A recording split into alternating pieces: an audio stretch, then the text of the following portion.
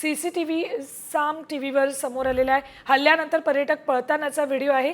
22 एप्रिलला बैसरन व्हॅलीत काय घडलं त्याचा हा व्हिडिओ। पर्यटक स्थानिक सैरावैरा पळत असल्याचा हा व्हिडिओ आहे।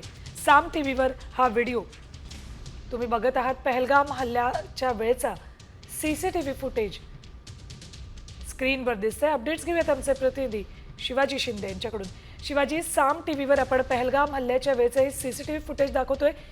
पर्यटक या ठिकाणी पळतानाही दिसतात।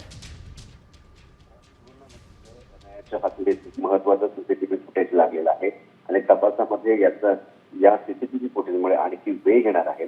आपण बघू शकतो की पहलगाम हल्ला झाल्यानंतर अनेक ठिकाणी मृत्यू झाल्यानंतर 27 लोकांचा मृत्यू झाल्यानंतर या ठिकाणी आपल्याला दिसतंय की कशा पद्धतीने पर्यटक घाबरले होते आणि मार्केटच्या दिशेने पळत होते।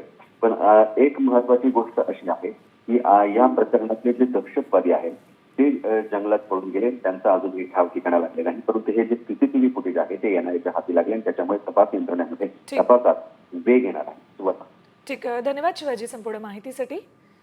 तर या सीसीटीव्ही फुटेजमुळे एनआयच्या तपासाला आता वेग येणार आहे। काही पुरावे या सीसीटीव्ही फुटेजच्या माध्यमातून एनआयला मिळू शकतात।